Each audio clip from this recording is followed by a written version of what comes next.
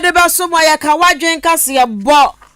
ene ya don hwere ba ko ya de ya nimi ya ba bedwetemu atesem o man Ghana ne munsam bebrebe de tu akoma nyina ka ho biti ene ka Ahenkan Kasiebo no ayesronko abusuansam ya di be yemfa seda ema ODI Electronics K Asenso Limited Bimpoma Plaza Hotel Jubilee Hospital wey ene jumaku ana wonom abua asoyemu ewa Kasiebo yi emo afi Ghana da shimamba nsam no de didi soyi enebe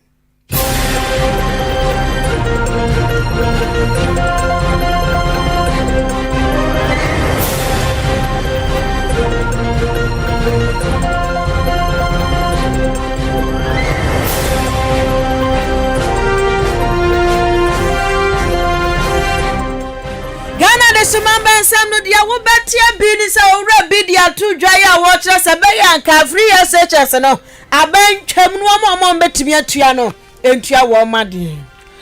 na tuema wa bi ye pa finance system analyst e dia to dwa anasa analyst ni wo te se abani hwe na no ma bi wo no ma to bi wo no ma won servata ehia wahwe no nyi free ono so betimi abo am economy no akonanim emabuna wo atwumdan bangalo asaka omu biem se ekwanfo wo mpotemo no no ha adwen pa anada bokrata hudro mu abeto jasa mabuna wo Ghana ha se ho nchechemu aduonum nsia ana mo dwene aka hu se Ghana baby anam no aye kwamprom na abusua sa ve ye beto dwai emaburu bi nso de atodwa mo chese aye mobu na adisimama Ghana man panyini na ezamba na Ghana fo enso edi ama MPP amayoko no say ebra so samanyoko ni man wom na ye ba kokwanko na wom ko serebe afimpi ni aduoni nan wom betumi edi nkunim ensam na fofra ka ho na yesi adwa ye de ba beso mo ana enumre ka Ahenkan Kasiebo betumi aka wagen 0594 841044 0594 841044 YouTube Facebook yedem search Ahenkan 93.3 FM no eye capital letter sudru wana wajenche wodi egu Ahenkan fa wote yanka eye me afia ampofuwa mere again pa hene Kofi mensa adwene papa na papa endu anim kan ana afi champion super kwaku anin kusi buadum afia de shima mansam no nkyeremu ene didi so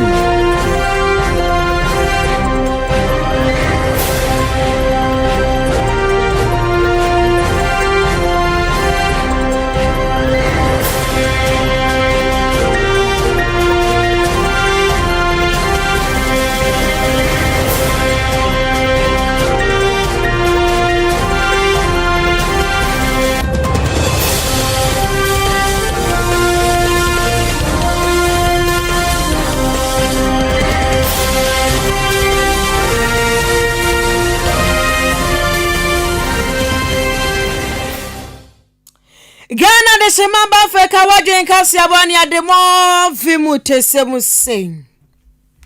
Director of Research at Institute of Economic Affairs IEA eye Dr. John Kwache what they are two jaya waba mani say enanwada His Excellency Nanado Danko Akufo-Addo afimpinu eni dunsia mo shebo se Ghana fo e de abenja ne ma no ba or the free SHS baba wase eyadepa na abanso na ebuapa papa etwana kasas no chese na Nanado Danko Akufo-Addo edi free SHS ntwaso suku ayakwa ne kwabaye no eyade asese kwada bebre no a ewie SHS emuwie JHS na womunya eye SHS no mu ekwan ewura ho se oye hiani o so ye sikani o otimi wura ho ema adesua sefata no so otimi enya bi ne nsaka bi nti se kura mu ka so se de afie bia krache ene awuraba wom na Nanado Danko Akufo-Addo adama na papa yi echeche ni se no se ade na ode aba ne de ya pa wo se kebo ya nsam hia edema no esanse ya de papa humasua de so man bia bekọ nanim na ehumesua gya ne naso o man tum pon ten mirika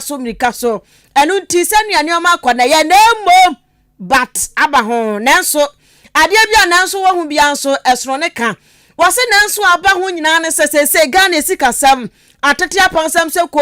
ntebe enu nti kabeyanka his excellence na the Dankwa Akufo-Addo ensan free SHS mu hyehyeye no mu biom nanka omesikafo Ghana sikafo wa hapa o ministers ni MPC ya wo mo ge S gracia kakra wo mo ho enwo wo mo ho pa ya wo mo akasa mo ma ekwa SHS ntoaso suku mu a wo metimi atua obi won mo nya minister oye businessman ehya no ho ya ne ba betimi ahwe no ahwe nkofo be enum de aka ho anti free SH ninti no free SHS abenti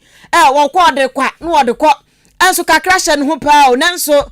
Ghana yeso ya bra papa no nti osre se na do Dankwa Akufo-Addo nyam nhwehwemu nya nsachira ya free SHS program ni mu nanka awofo a wo mo sika no wo mu ntua mo ma school fees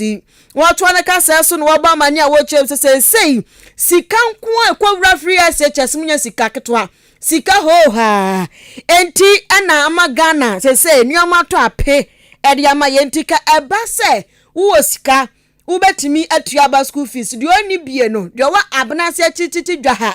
wono no oni bi no ana ebia na abaka se okay wo de oni bi ntitua na omo akrom nkran wo mo ya adwuma papa bi de enko man ka se tua mo de enka ebeboa.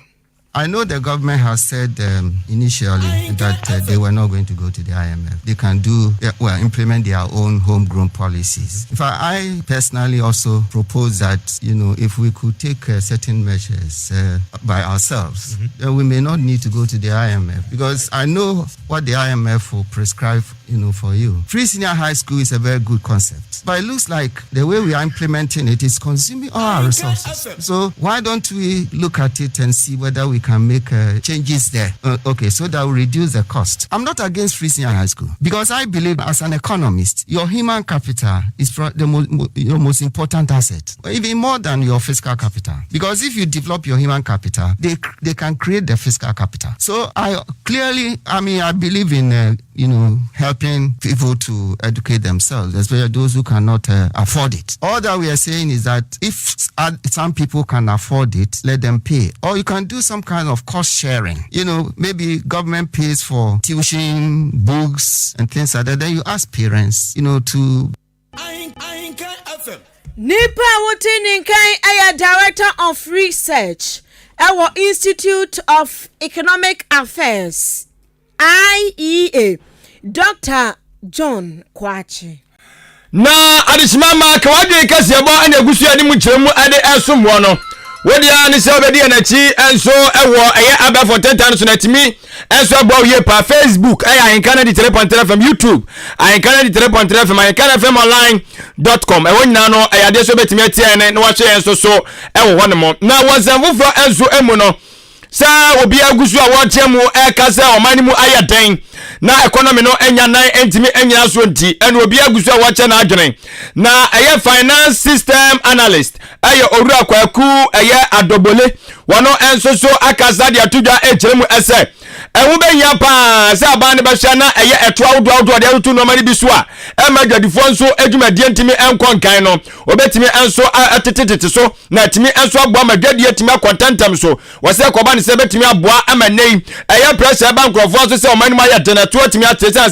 se okoto nyoma na ne boaden na se so ba beton na ne boaden a otofo ne ba beton ade o beton la se wakwakwa wisu no wonso beton ne boaden nti oba pe obaso ho a no okọ eje se wa ukoto ya ba beton no woso ba be boka ne sati akoba ne sa na de ni bre enso aba eno achi anu achemu se aban project awudo bi ho no ma 77 producer ehu hia empempen awasenka yere ma ne kwosokura eti awaseka aban no twetwe ebitin sign azisi akwam no kasa aban za kwa fa national cathedral awonsensem asade ababom no wase no kura de be se asem no ekura senso aman ne bre wosasinchina achi yebesi nyankopon asore dan o chese ka be ya kasa national cathedral ni monimu yayi aban mu panyufo mo twetwe sign na nka yanhwe ne doto nuoma na nuoma koyie na se bre pamu no ewase ye nyina de ani kire ho na ye pija eye nyame asore dan de si ho no ma ye nyina ya som ne pija de suo na no atimi enso aboye pa wa bro de nsam no nchemu ade emma no sei eno ade tudwa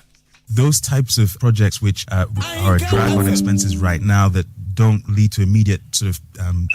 productive benefit should be paused, and it should be done with confidence. It's like, we need to save money, we're pausing it, full stop, no questions, we'll come back to it when we've got some money. That's all. Bring the tax exemptions policy back immediately and remove the exemptions. Finished. That's all the big business people, all the elites, take the hit right now, because if you don't, Charlie, things are going to get so much worse, like so much worse. We should not be in a position where we are basically exposed to all of these gyrations in the global markets, and the gyrations in the global markets are going to get so much worse. There's going to be the IEA reports today that there's not going to be enough oil supply for the demand next year. Drive down food prices. That's the best way to end inflation. Abusianfo ni awuti ye eye finance system analyst. Aya owura kwaku adobole na wote nenkano. Owura abankwa ayebo a ayo panyin bia wayi ni tia. NPP amanyoko se de braso a wo mo to aba ana wo mo paw empenfo fra wo bedi omanyoko nanim. Na wo de owura afipiri nya dunu na de akosia kan e wa bato mu. Na asema NPP fo kan ne se wo ma twa finsha nan atwan wotwe. Na wotwe no mu twa wia wo bezo mu bum. Wo se wo mu ye bia so mo do mo sample de na ntumi wo mu kotoje de mu ti wo de ba pempem. Ye watirefo mpa na batwamfo wo de besisi pa wo ma di kokontomra ate no. Wo mu do so papa nti ene endis vonzo ka se oh ye ne ahyanso de nso to apetampe ewia bo apetampe ye chinie ene asanso kranya anoma na no fia de so tebrofo ti se abrofo na ba wish kontomra ne de go chaw se eye bibi vonzo na ba ne apetepete ebi fantene go no mo de amamo kama ti omo se afimpiri nya dunu wo mo so se wo mu bebu watwe mo sanse wo matena fie evinjama akoma watwe 10 watwe is go to 16 enya sem kito 2024 ebe yire pa za krama ya komre na taso na making abato wo mu ba beto aya kandifo pe foforo no ana owura bankwa ya bo a wayi ni ti on the developer ne say oso pese chairman pa de ma MPP amanyoko no eni ntomanfo ntoma no na se wo munya toma ne hehi odi nkabom ene adwumaden ene eba na osanso sere omanfo ewo amanyoko no MPP amanyoko no say wo mu na anya baako na omo nsanso mfa dwumaden enkoso na wo ye ne sa 2024 8 no bezo mbum no wo mbebum mememre te say 1 ninsimo de tudwa no ebini party na bia so asese nyina ekan ehubom eya dwumaden ema party timi gina ne naso ema 2024 election abato no yedi nkonim na ne nyina gina se party mano de asese eye fata edwuma pa ye mu bi se ayi danko akufuado yedi ne nyina be ba on board na yetintim na obia ba amayakan na aye dia eni amuti ye ayo wura bankwa ya bua o prince obeji dibre ewo NPP amanyoko no se dwomteni pani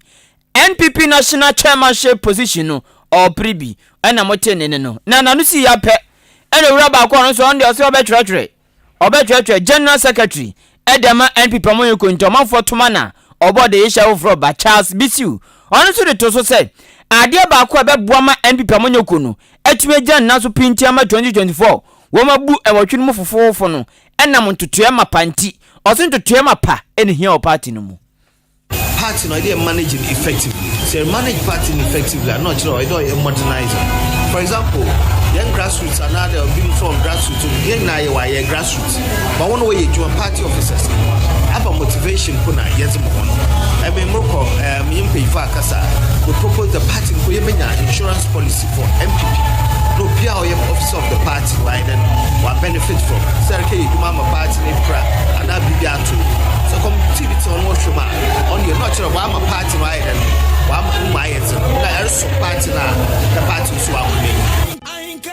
we ayo Charles Bisiu anonso pretwe for panyini dibra no ewo NPP amanyoko no mu Jenkwa yanim ewo enumre nonsia Ahenkan Kasiebo no mu kawadwen ensam ya brubru biswa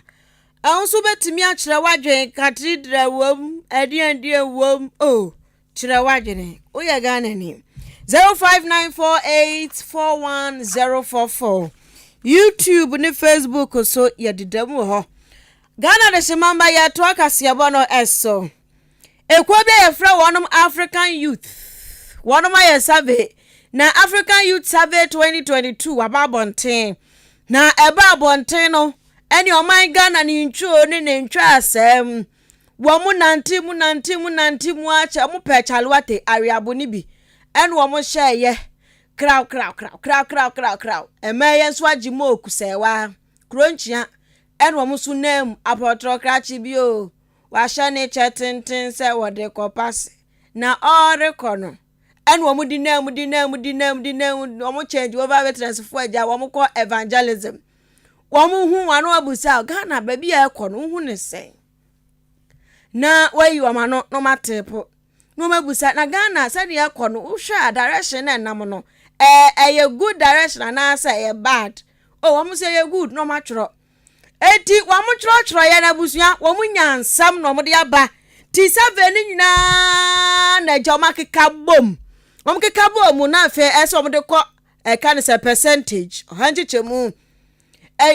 oha ti wa mu hwehwe mu na mathematicians fu ewo mu nso fa wa mu pen times plus ya keka bom je nneoma kama mu wie ya no na beto dwa se mabu na wa Ghana ha enipa no yekọ hanji chemu aduonum nsia 56% adwene kira mo se Ghana empanifo nneoma mo toto na nadodan kwa kufu ado chema piesie na nneoma wodi gu akwamu akatedra ka ho bi one day so one factory ka ho bi bibia ka ho bi anchi wo mokowom dedawi oh koye papa na ohwe senia na nado toto nneoma no a emabu na wa Ghana ha kire se nneoma beye de na Ghana beye de ye woda ache papa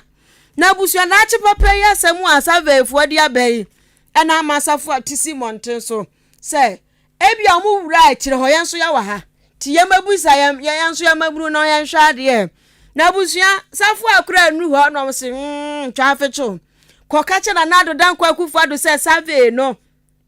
edada no a ene breaking the 8 no won be break me ahwe sanse dia Ghana ekono nyankopon kwa ananim nyankopon kwa ne betimi ahwa age ne ma ebi mu kirekire mu ya mabu no mu kirekire mu se hwe save no eye fragadam eye C1 town person mo edi ye nkofo fragadam bribri nkofo ni so na popo brimbrim chi nkofo sanse nya no kre esen se Ghana ya bre papa mo so mo bre mabu na wo Ghana ha no ene ye no mkasa cha so mo bre ebi kura de tudwa mo cha sese no eduane boa ya na ye dene fu aboa sese ya ta tum se bum enti Ghana ye den no hwan na atiwan mo na mo kwaya sasa ve no wo mu bi so se hwan omo mfa mani mo bra ne ye hwe wo mo na ye hu asam kra betimi aka cho mesanse sasa ve no en shada reflect o mabra bo mesanse mo hu no hwe Ghana ba bi ye kono edu achichichichi a wasampanifo hwe no mo che Ghana agina wasasa ba bi Ghana edwane ekono ehu wokọ bush wo chen oso a wode nani akire bush mti ba bi Ghana kwa hwe no mutum anya mo de se mabunu se dia be emabunu ka hwe sanse Ghana ewo mo bre ebi kwadi tudwa no mo che se kane no mo didi anapa wia numre se bi ni ho saa wo mo didi anapa awia ka ho enumre ansa enumre kwade no eyekoko woda ho no mana nketenkete kura ache no enu nti na nado dan kwa kufu ado ne sasa ve we na aba no nya de ababua Ghana ebi musu di tudwa omo ya mabu no omo kasai ebi di tudwa omo kyese eni pipia manyoko na nkasa no manu omo ho so omo to abade ma wo mo manu omo ho papa omo se omo nye decision omo nsi gya bia omo abra bo manu omo ho se abato a mukoto ma na nado dan kwa kufu 2022 manu omo na nka emre ya dane na kwambekwa akwadane ajom vote nyada esasa na nado dan kwa kufu ado ba ye no wonye hu tenti mabu na wa Ghana ha wo mote so se o mane ye wom ye ho kire pa ye kunum ni ye mprafo kwampo nye ska ma ye e bia ye sori ye didi ba kwa ye didi biem asa numre ti se ye ho kire ye pa nta mamu ni de nko yie amaka se amamu no ko yie pa de anu obo mabu ye ble ye to ankwa ye nto e se sori kwa ye wan kan tim kwa na akodo obi kwa chi mamu ni de nye kra e ti asra no yo start so obe ye no wa nyina on si pom no obi mra ye de wi aga na ekono ye hunsu ye abanya to gwa ye ni on gwa ye to aba ne kura because nia yanya expect say ebebe no anya sa na aba if say since o tin dia e sa na kwa dia anya ni ho kura Ghana de eden Ghana de me ka sanye de na me boy eden pa ama de puma de yi say si agree anya o say no so de pa ku beji 80% enya is you say the man ye tin o e so me chano me de me ya o mo chano mo fa ye she me ne de tu kwa ni yanko Ahenkan FM. Enti African Youth Survey 2022 ababo nteno abusua ehwo agenkyere na ate se Ghana fo mabunu bi kyere no na enenam ne me mama kasa osise say fertilizer bo ekosoro papa omuntumi ntompo na se fertilizer ne bi ni wo imagine say ebia nipa ne do eka ne say aburofo 10 acres ana 10 acres na say fertilizer bo kosoro obetumi ado 10 ni bi eno kura bi ni ho fertilizer na anga se bi kura ni ho fertilizer no ebi ni ho no manya sika kura go tobi ukuta sika kura na beye de so benya bi ato Ghana wasu wo ye mfikyire garden bi wo fie ho ne nan fertilizer wato ne nya fertilizer ketwa dam se wusu aya asemo so nkofo wase nkrofo wase nkrofo na enemere ahwa ma Edin just utie bi ni mu pa nsem a wo hu ha do na mo se wa na mo to mo mabunu ho dwo mo Ghana mabunu you start here dem oba tampa oba no kwasem ye ba ko pe aban so ma nkrofo kika sansem we kirew na mo trimu ye oda wa hwa wotesoro onom na nkrofo na to wo you start o start one you start any oba tampa wo start no obi ade be start wo start na wo kan wo obi ade be start ya na ade no start ya na yeso mu wo obi ade be start so onu na man wo dey start amun family yate oba tampa so aba se enu se aboa mama nkika project bebre a ye kan se aban ba wo de aba tiasia wo anka be tiasia wo project evitiase na ekukukuku o echire evitiase ekuku wo da wo de obehunu aso obem oni oba echira first time me say ne ho pem no kukuru yo me so de wo de obehunu you start no I'm best start edina de kama a nice project ni so de omunya catch catch ayi no so you start youth in for station say that youth planting for food and job say that edina de so planting for campaign trees somebody just anom dia ye mate so mo say aduane so abusu o Ghana say tam o ma ya de ayi obi deputy minister obi ka cha me say nche bia aburo ebebuso e ma ye fofofo na me ka cha say ewo Ghana part aboaboan bad do say na adu aburo muso se abusu ya sempa ye bedi ana me boa abusu ye bedi obi anga say obi enu oti fu asempa kodo na de atia ne se mamutimu nya mu de omani nkoye pemprem omani nkoye mabunu bia ho to mu te wa betre be na so enya bibi fo na koye nti hu hia so obi na koye ye Africa say Africa hwanfo African Youth Survey me ba choma hu ni ye why nya Ghana Soviet na mo de mai no am say we ayesa no ba before de matam de abra din se samo hwia mo krata nimu na Ghana pa de Ghana babunu hu to wo mo me ka temu pray o mo ye Soviet mo kan tro mo say baby o ye Soviet ni free na nya Ghana Soviet no mo de amaye no why pempiam no ka say pa de nya Ghana Soviet mamu sa me huru Ghana fo akoma why no man koye unya wa hwema wa afina aban so odada no mani ai me kan trim de bia ngu aso amaburu adwe me se dan me kotompe ayi bode 10 cedi better mon 9 nam de besi so anso me what was say 10 cedis better mon 9 and 9 bode 9 10 cedis bode plantain bode 10 cedis better mon 9 o ensano makoma 9 4 eno menwai ana no kwa sa me na wonu na wo chi nya bia no kro na ana wonu abia bitu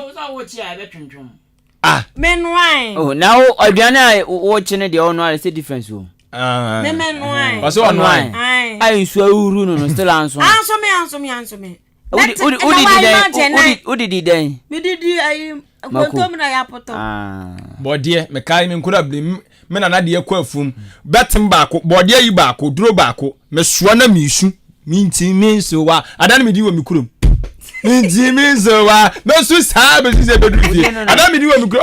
Hey, what passes your own mobile with Jano? Wow, they about AK me. Mean so what? Miss Susan, I teach you. I'm a roof here. What do you? A trunk man, you could have said. I'm your body, and yes, I'm going to make a deal. I'm sure put them ready. What's it? And nobody about him. You're the swagger, and when more, body and more.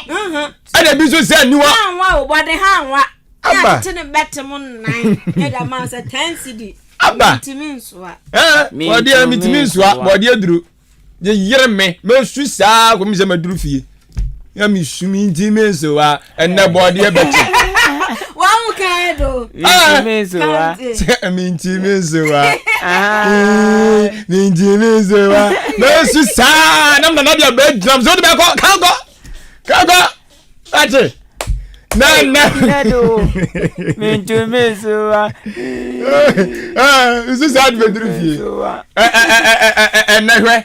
And how wow. Abba, Bonnie Banco. Oh, ya kuyani. Na Ghana for Akaza. Ana yanyira nim sesi sam no gasa de. Na na don kwa kufa na hye ni bo. Sa woni nyakopon kwa apam. Sa omane bedi Ghana so a obesi asole dan de amano. Asine di kokwa ni munyam. Ono na hye ni bo. Na bosha no hye duru bebiri sa wo hye bosha no. Wa hwe ni ye. No nim sa asole dan ye ketewa bi. Na so sa wo hwe mu ntakra mu ano wo da bi ade na so chen no. Obehia aboafo. Enti aboafo na Ghana fo ya wanyanya tumi ne de Ghana fo na beboa no. Tiani ogusua ka kire Ghana fo se wo de Ghana fo to mutua no ene de kwakosi asole dan no. Ena Ghana fo se hwan to yeye to adadadada. O kazi ya to ba de enye ene ka pa cha okra ne empa bi mawo ewo ba bi se de mo ye COVID-19 fund na ka matibi se no kra mate fund ne bi ana meboa o matibi wahu na ya de o mo gege na nso amo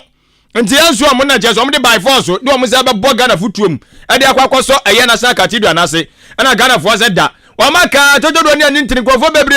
do o manu atumbi aje se nya agro ni asese na sena eye cathedral ne ba besie no ne kaze de nya de ketu o anya de ketu akura na so kura ma eye Museum of the Bible anu Washington DC wo se kura mpo omzu gusu atoto nyoma so mo so ba be so ya sene bie na so ni nyina chini se enye ye sa mo kura mpo so na ba be sidi ama ye ne o anti se de na ye no aya logozi ene dom kito me se be dwafiefo tem se he na sha ka tido e ma mo fa Ghana sika si ne ever si china eno ma twoma no abia so ma jamaba na jam bokum ni feng na ba ne se ye aya ade no me kwa hwehwem me de be kwa review na ye nyina nya to bwase asi hunkonya nya to ade na no ma timi akonkan no wie ni sa na Ghana fo so mo so wasem bika no mo so mo ka ta ba ne se nana wo ba na wo se ya no ne enka ho ya ka tro prempre ya te sa wo se ai ene be boa Ghana fo ai be boa kura na bo se ne ne hye wo na hye ye opa sifa te Ghana fo na sa de sika pa be si de lalai a comedy nipa se wo sia sorry dan bo mo ya ja mo nche se nana kufa do onya botre eye wabo ma se mo ko school a comedy nipa o nipa eku nipa na eye na omo na ma se kra me fa bibia se omo di na nya ono oti akonya kase no so na odi bie si aso na manya me a eye bone onye bi oni over Ghana sikensi o tom na do dia o ye no national category na okosina enka ya admin papa but sikane dia mo mfa Ghana sikensi because o say boss ono na de sika be de ebesi nti mo mfa Ghana sikensi e pa cho dia na do ye ndie ensem fata kra kire se me hye me plan bo se me ma plan dia ale m ko jiji ska o man ho no mo se mo ma mi ska mfa ma me plan ye nya ne sa wo na wa hye bo se wo besi asore dan eti nya sa ties na ya no ana de be ye sa de no and ye ne ye mfa ne so eti se wonya ready a wonja na do no ano shebo eti Ghana sika kakra na da futu na so di bie company ma bunya so nya biye ni kwa so di kosi asondan se wonya sika so di besi asondan fa no ni sikensi oni sika so na wo twa echi no wasi nana but you ada rumbo you tis we Ghana for some Ghana for na se nka we nkyerɛ we kromo na kan ye edi Ghana for mo na national cathedral mampanyini asi odi oman no sika kakra wo tuatua se afa mo oman no brade kwa akosie no na Ghana for akasa wo ho no agenda 111 mpo anwe ne se wana agenda 111 se mediko agenda 111 so ho oh I see anu so anwe ne se oh ombaye so omo jeje ayi no covid ayi sika no 11 sika no omo so omo je no be ye ni nyina isi ayi 11 sika o se ye din ba o se ye din e be din se ya na je foin omo se omo me wi abo ya wi aba na wi ade na omo ka na anu sika be na wi abo eye bosuo no omo ka omo ma bosuo Ghana wi aba eko 2 months omo nya account da me say enzo to na wi aba na bebom si wi aba bebom this am so ja wa ase say full 13 cedi 50% diesel 1 liter 13 cedis and akwanso achiri and anya breaking watch no quite 20 and this year you break the 20 super and you petrol no so 10 cedi 99 pesos kerosene super na ye 4 cedis no kerosene is madroni na no oda so kofo you so no nim say LPG and also me see me ko fele me gas da bempo enra this is ya de meto me dru one me di me say gumiti say nsi amono ya beto why mono ya beto so ya wate so ya de ampo amonte so ye be amati wa mo sa sompo ye be di me sa first aduane ano mo package bi a 20 cedis e bi nim 30 25 35 aba 35 ko awia sa kore asuma na wakati tumu sa frangu yi ensem wo hu frangu yi ubisi enya ska wo hu etimu dia fine unu say CEO de my LPG papa no je ya se no kre ye tudu awu oya da ni pa ala o se de na tama NPP wo opposition na o si petrol boarding wa ba be CEO ama LPG pa wa be na zo ba si o mo kakra wo dokun bo kra ode campaign also one city dokun bo ya he dokun ti ade ne de political talk dokra ya don grandma mu ya no yes ya don one city se po kra one city na onya dokun we sa ogwo mi kro mu chebia ya si ade sigawa ha me de ode ye huye nana ye ka kakra nana ye kanya say asa Kasiebo na me kwame na machi mamo abane de asa wo mamo ho ada nana da na chi ye wada na chi din kokromiti kura kire kokromiti de say ye hunumpo ona chi aya na mamu de mfi say aya Russia ni Ukraine na covid aya mamu de mfi no mfa no machine fo e wo Ghana ha say wa ho ya omuntie fom for nsem kakra omuntie fom ya bro Ghana fo bro mebru na ebi ni adwuma ye omo bro che covid we na wase ke fa so de ye ntem so kra ya nkase ye no mani bi wo no ma na wase ke boy homode mie ye ni ye wusu ya de kasa be ke ya ndo se dado odo am to adem na min kire wade bi wo dan say to ade very much wade bi wo dan ewusia bangalo fo aka omo ho na o kutafo abomode ape data na pe data yes me eto ade abaisia na be hade we Facebook page live Bimpoma Plaza Hotel semen kanjo se o de o ho abodan ne mpotem odina ba abena se ne mpotem across ne mpotem aso ne mpotem akwati krom ne mpotem so aduro ne mpotem a eva ne koda mantwea enya pepe chisel it kills a man anything pacho fa no koda ba bia nipa ne da obe fili say yes ezima about them ezima ba nipa bia bibia wa ha meda mada bibia mpe bia mensa beka ezima mensa beka nsu mensa beka bambo janado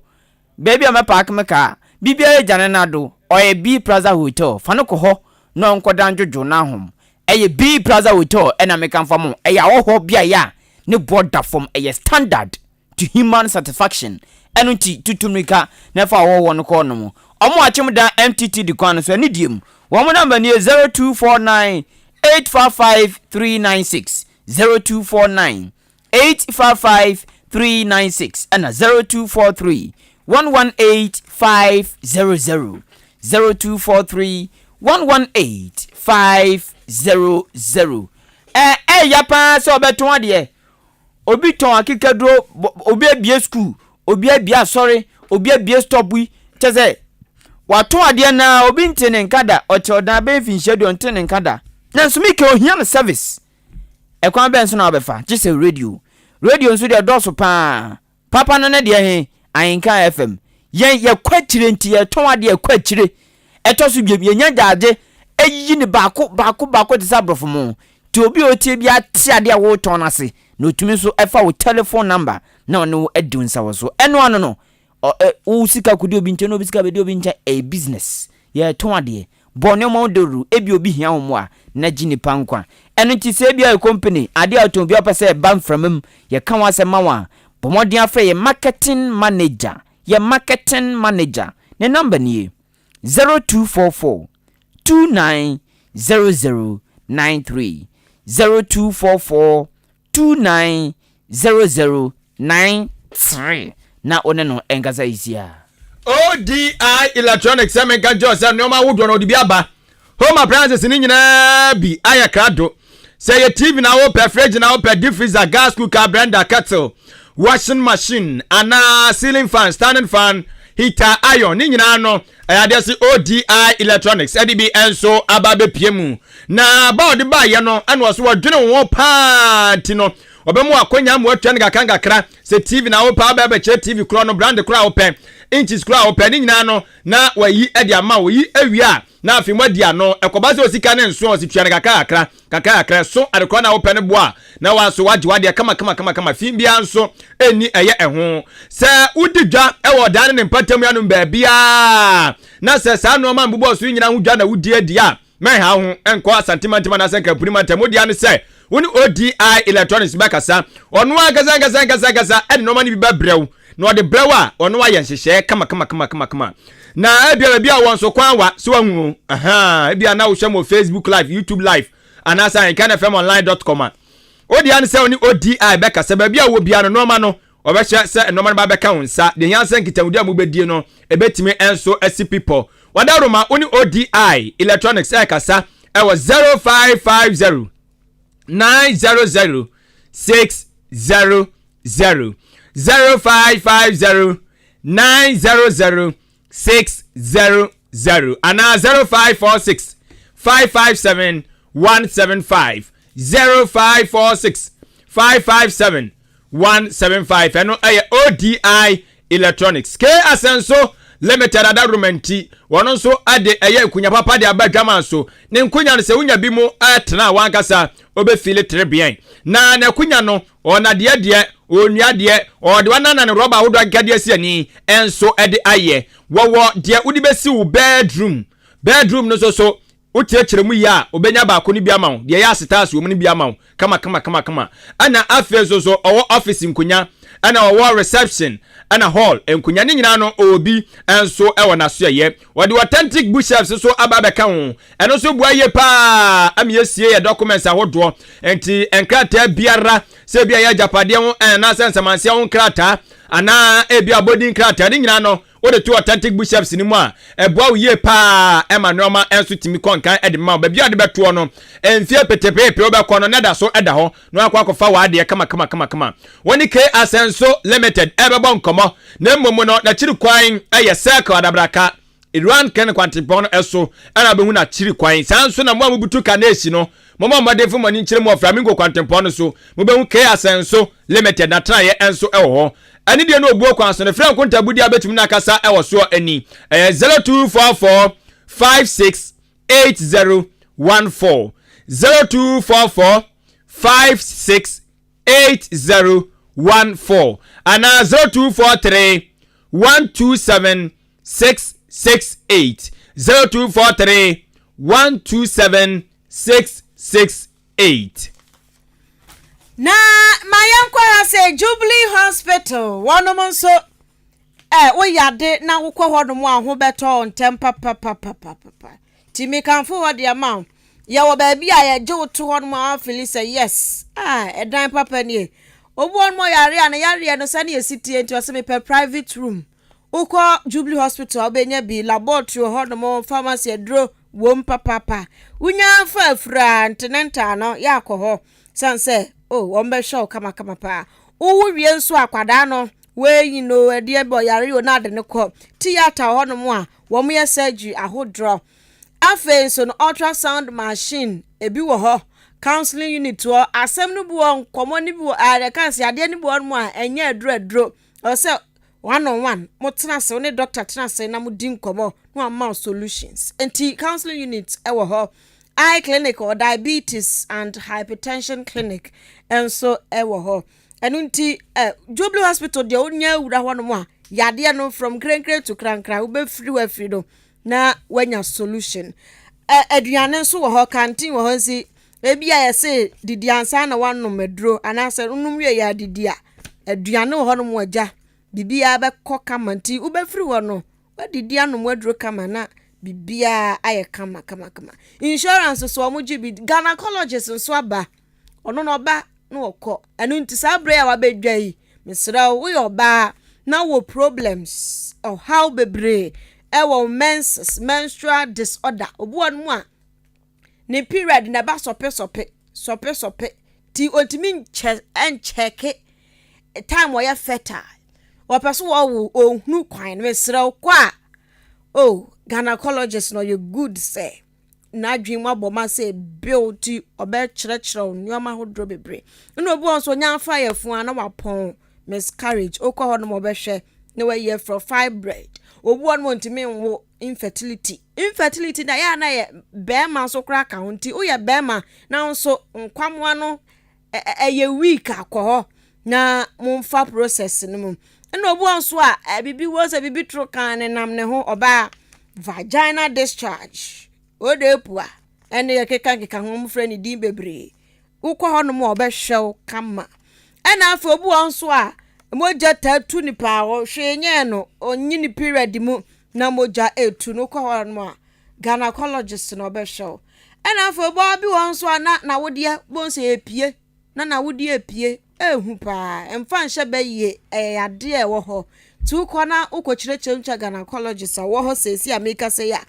obɛhwɛ no de wato aduro so ɔkɔbɛkwa ba no say surgery ana say operation eso ye obɛyɛ ontem na wakɔ bɛba no bo so onan ejiragira so a wo nante ɔyɛ uwie ya na wokra wo nante achemudan amantra kwan no so aboabo amantra aboabo kwan no so ɛna abehu ba bi o ma yɛ bridge foforo no ubehu Jubilee Hospital ɛwɔ hɔ fra number yi na enimpanifo di kasubom 0244 575799 0244 575799 and 0241 784 645 0241 784 641 Jubilee Hospital Perfect Health Care. Ye toa ye kasia no sumpa choche wadwen ye kawadwen 0594 841 044 0594 841 044 concern you te wa achemu dan bangalo wo mo asaso achemu kam se ekwanfo na da bangalo titu run about one no tete wo mo abrabo papa enu nti wo maka wo mu hwe mo ata na ote ti wo mu sa bomu biem yesebseb yesi ba bi otomfo bebo pam na ohia no na concern you te wa achemu dan bangalo se ohia wo mo a kobi gwana duane boa di nkokoto duane fia bi ensan fa na antena to nkogbo media forma ne ensan frempa ka wo munye sa adwuma no na nso hia wo mo na wenam soma Ahenkan FM yesan ko biaye no kokko hwei ahyenkafo a etwam azukufo apunsko wo mu twam timamfo tete bemben obia kasetia se bangalo pam penufo tete to no na hekwan bobre pansa den ye biatia time pa me pacho ye be kwa maso na ye ne banu dani de ma concern you de ma chem dan bangalo oru a ye fra no shadraka pia kwa kodi nkomo se shadi ne na kwa kodi nkomo na ansa na no betumi aba bebo ne akoma aha eje wajo ene da so no achim da Achimda. Bra, ode bra Facebook live. I wish I say taxi drivers. Any team no. Ka mu benya brand gomba Facebook live, YouTube. Na mababa he said ya Achimda Bangalore. We the issue sisia near Bangalore to Cortes. Bangalore Eko Cortes. Crystal for anim no. Utwam yesa ho sane a. Cover tibu on mo, cover no. Esuni na ebuma aka na de no. Ene kwa na aka fa benkum, ene aka fa obe nimva. Na dia se na gibebre ti oyo shankani na utwam. Ana bi oyo owo na utwam anado a. Me catch your plane say ubetum. Bra de brabe kwa na ebodo no. Ena aba be ebodo no. Ya gba oma na yensa nka se shadi. Se yensa kan ne bedi nkomo e di afasa asem we hu. Ni etie wo makosema wo mpese wo mde tudwa. Na so betumi aba Facebook live he. Otofo no so na dance ni abroche yanso ye hu ansa na yaka. Ti akwa he ya twa ena da Facebook live no. Tubetumi ajo ni ezisi afia ena da so mommo ne akoma muntibini. Azumendi mama. Baba. Tu mizwa. Wele mindimi je. Mindimi je. Ene times aba. Hey. Adio. Achimo da. Bangalore. Ufri Cortes. Ebe twom Crystal School nanim ho. E de ko fa Bangalore runabout eno na issue sisi yi. Hey. Ana amna da hono no. Amna da hono no. Na we ye driver ni na we senke na so mfa so da so betumu. Simple. Se fofo kra betumu fofo kra. Hey. Betumu fofo kra. Eti de obeye bridge no na. Wo ye ne se de ono na koma pe. Wanya dwuma pa. Ena oja ne hono mo na okoye. Wanya dwuma pa. Ena mpanyufo nso ehunu na omuso ntu ho na mo. Hono mo fa hono mo na ya na MC ne try ne wono. Utumi fa say. Ono abuko etu. Dabi. Enya ne mpeso aso no. Me be se me chese won assembly no na tena yanka se yes.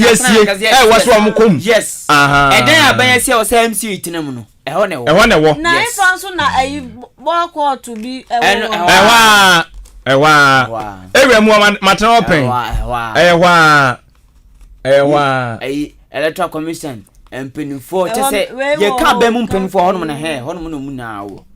Ena koya mo faso ni. Koya mo faso ni. Asa mpenifo na hunu. Oma hunu by traffic. Asa on ka odem no. Na ka odem we odi sima ka fa ka odem mo asem. Kwampo the airportos no. Na nsuo tatem no den be ba obehu. Ai na so ontra won engosi awiye. Dabi ontra engosi awiye. Da bedura aso ba be faso. Se enema kitinkiti bon ma ohwe a ekoso odan. Ase sep impreduasa ase mpinifo ni odan kro ni mu. Se masa adwen he kokade koso aduro kwa chiase ehin fampu biem ko he se de yenhwe be last for be about 4 years ni town roads be na akoso odan apart from asfalta a free national buy town roads be pa na akoso odan se ye twa important ba bi kwan ye guso ehin fa babia ni won mo odan babia ni wo oso aduro ohun fuduro babia enso odan gu babia kede kwa kede kwa gu babia komanso wo magumia wodo bi nya babia across ko he wo magumia bi nya babia odan kodo nini na yesi de ma contract na contract no we akwa ngobadu yi mbu babia akwa isi afresi ya because o contractor no na Bangalore mua adi o normal food trompa nkanye yo etutu amena ena nso tutu ego he look woni se ekwan na etu but ba ko de enso ne so ena asafu ntika ase ne mfa wokra na omunya de omani achira sei omunna de omani achira sei hwe ko so o he se de o he issues bi won mo ne problems bi won ma ase monitoring po ye nya bi e wo constituency de me yanso so ne se eya na obi nti ase no me da bia me ka se o papa wo wan timi anya de amfini wanyo papa kuma o papa do ba sa se so wan timi anyire no anje ade amfini se manyo papa kuma ana benfo bu be se o papa mo bra na kan fo wofa ana na ya se ebi na ye si wan wada o she vote a aban ya wate so enya oda the whole eastern region aba odamfo to ye ade ma ban yi anya abaketu o ha men ka za ban ni be firi so ba bibia timi siga na obi anim se mfie nwotwe se uye ye utire ye na agbo pa se yakopon no betie dia fine na mom ka just kwasa gbaso be sika tidwa bi na so wantimi a waso be hye utire ye na wutwa abro so enti this year no odamfo na na dan kwa agufado omko contract for 8 years so ti ase anya MPP aban no omo na na contract because okoto abana part ni de na husuo no wo na mom nipa wo to ama ne ye hwan na na dan kwa agufado so your 8 years for na na dan kwa agufado no wo twa asa omebu akonta asa ye ka kwan a edepa afato mo ye ko estate estate ti wono mo me say papa say hu me pe obi a wo de won fe no womra won che me nyoma na na do dan kwa akufado de na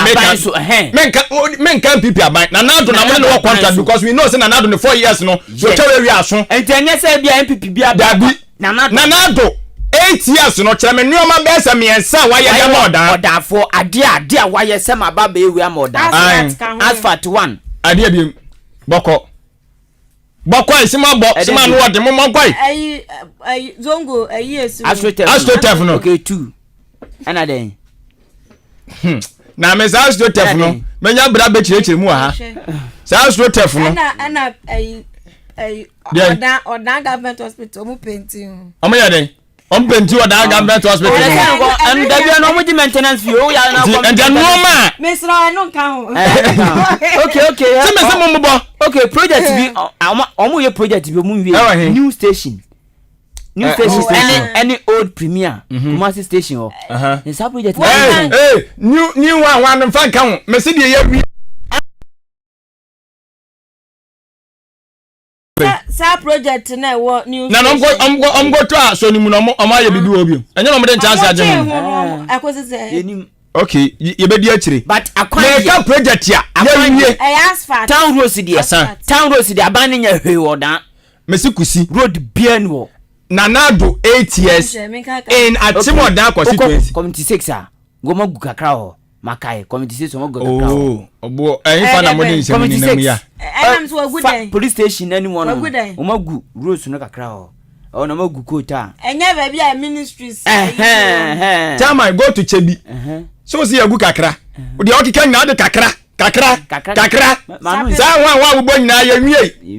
eti town no super ayi ne pe asphalt ne pe na asphalt ne kwa so mu nwie papa nya papa ayi wo free ayi fampo MTT du kwano so yes eno so ya asphalt ana asphalt na etutu na make za papa asphalt yetumi asphalt mane papa Ghana ni yetumi asphalt less than 1 year na papa na asphalt kwa ya sapete kwa yegua sapete kwa di how many years anza etutu sapete and go do how many years na asphalt na yire no ho je aboabotan rose park e boy ke baba simuntim mo ana da kuma contractor ehu se dwuma no ni mo se dey obi ntumi nkyere entime and watu na dwum per dia mo kan to me se obi ameka fufuro bia nka ho aye nyina edi hu adanse ana chese na nado danko akufado we na block o mo nko no kwan we kwan bangalo odan bangalo na nado your 8 years in government atimoda constituency ye bi ma wo pa we ya 16 yamani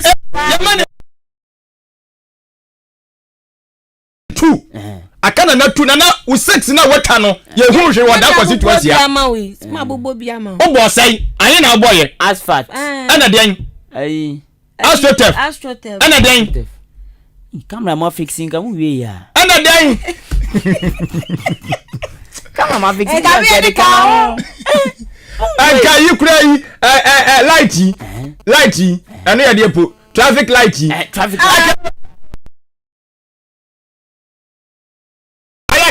kakawe odango kakawe obia yenya onipa bia ntumi ntunu nsi wanya pra traffic light ebe ba cho bra so e kawadwen 0201944485 0201944485 and 0554820910 kawadwen bra na be kawadwen ni nti o hello majo Pachodin be bia kasa fio Nana Srebo achiase ana mo kawadwen kase wode na nso woka nana waya de pa o or the creature down crew or winning or that post office about what man or the somebody sakraka be sure. Thank you for that. I say signboard. What basic signboard? Nana the signboard. Thank you signboard. I base one. Hey, and go for your achievement. And Ebe, mewo, go job. And Pajo Majo. Fine, Majo. Yes, I crowd didn't have a few. Went to quad there. Yeah, I mean, quad there, my ba. Eh, card and cast a word and also worker. Every something for one kind of prayer. I am kind of prayer. I didn't hear. Am I already? On by one kind of one year. Almost free, nothing you piano. Watch it. It's a go, or be a BBA, and I be about to be about a BBA, and I'll be about my Now, when she and somewhere went to quad and I was on your way. Oh, yes, you, but on your she, or you went to find your she. Now, on your or side the police problem. I know the first about or maybe a good room. And as I what mean, what about the papa? That's not or the place for the buy. Appears to me a police station about so the any pan buy on. Now my town was no money. Okay, and I'm with this other son. I ain't been for banana. Yate, that's all. A card and Kasiebo, so brass vegetable wedding. Patro Unifiso. 0201944485. And as hey, Zanku 0554820910. Obiaba Swana. Gentlemen. Patro, good evening. Patro, didn't Babia Fiacra. Oh, ya boy, some more. Achim Kokobi, aka Papa Tiger. No, mo kacha sabri bi omi information ntum na njingum yira wo yira why that ya obi etum that ya kacha sam se nyame hia no me di mfie ba kwa ka ne mfie o amen ye bo asam ada na waka ka wadwen ada na so waka kakra me kan se na ye ni aba se for work kan se me se na kan fa bu se e juma ba na ba wa ba ye mfie mfie ni o so bi ka bi dia me de me ka se e juma yesin ni akatio Ejoma yesin ni aketia o ya ye ni o ya ye wi ni hu so ya wi ni e bo aba so dia so o wati ni ye enya se ube yesin no da ko no akwa ba wa yesi na ye ni mangi so jikile de o okay bi aba we de wa me bo Ghana na me ni o ke no me bo Ghana yati ye da se so be se sa ni fi ni na ka no fa se na ye hu ze ono o ba no se bo bebre mo yati ye bo asamo efrefri kokobin AKKB Ena ebai last caller na hello good evening Ipacho din babi akasa fio MP Jankaba Okashi struggling Okashi struggling MP ka wadwen kase wode na so waka kura me da ma so ma ka ya me kuro mu down road wa so mo ukro ben ma chima bo abodi Ahenkan kuro mo na de da mo meye gatas na da so da o Messi, and Papa, for any beggar. No Canada, and I can't find off our city. Hey, then I make us a that time so ne for office. And office no so bad to say. Now, there is Papa Bellan or Papa, and I'm coming in why? Would you can and get here was. And get here was at tomorrow. I it. Blame Yana Blame Classic no Rapano. Na bobo for den am we afasa akwan mo to bombo bia yinani ma den am we afa ya ne bi na ya to say ya wo ma na ba kampa Ophelia mani o Victoria nyo Ophelia mo seni na ye lialia o kromura MP akwasi akwa ọ na-abụ nchira no che me ball de we na radio we dey chiri asa odi Ahenkan ye na woji ma asa sa so me odi aka MP Jankaba okashi wan yati ye da so MP Jankaba okashi wan ye dey si ye dey afefo na si yemfa adwen kire kakra nso aba ai SMS na we se na nasere bo minie o se nya ne nwanwa one more mokikaza omani mwadro omani mwade eno mapapa sisi no omamu kodwom tomunim de ekosu odwom ye kodwom ne yakasa no koma kodwom akoma hu say yes ehhye na wo wie no say hwe emo 1 cup ene 450 pesos ko 5 cedis was it first no near ton 1 cedi 80 pesos 1 cedi 80 pesos ene ko 5 cedis what na to no so omani mu adwo we ye kwabra Steven wa achiase eno so de ba ye ana kwabra Steven so hye ho weze afia kusi ana adwempa eno anam wakumase na me fro say ba atimoda mi kurom a yase abegima sentuade sister cities ehwa na me so meka ase de makawa ha njo so de no na wase Ahenkan FM is the best in the east obed edifiu odan eno no so de ba ye da ase KKB ofre bam ye de odi na atoke wa nkona yenko mami ko Facebook so Gloria Ampofo o say o share live wo odan new markets ana we so de aba me famienu bi Gladys Ampa ben say hwe Ghana ye bre yewu na enyoma mu aye dem papa yetimi ntohwe udi sika kodwa so a untimi ntohwe no asade wonsa pan abafie ti Ghana ye bre papa ye fancy ya ne nko ye de si Ahenkan Kasiebo tell your mind kwabena akim achim asubode she ba ko pe zangu odogo onu na ma ya srase ye friend papa foka foka o di ozi de o ze fata pa unza za oba za wa den ze di odi ohina anim no papa foka se Nula ebusafo mo ebrakra ye lanche ye producer ne di hu friend papa foka ti kwabena akim aka papa foka o to mo twade afa grass di mu na mo be hu mama ya sresa foka akim ya atwa azamre befi kobike e de ko Facebook live and YouTube Billy Man a technician on duty Ahenkan 40 nka ye me kwaku anin kusi buadumene adwen pa hene kofi mensa adwen papa na papa endi wanim kan na afi de only beauty carrot queen cocoa butter mata pawpaw apple produce hey ya mame ahima mami mommy di owi be fi udi na be hunu kuzi afia Ampofo Kasiebo na si yesi achiamupi yamamumo ni tie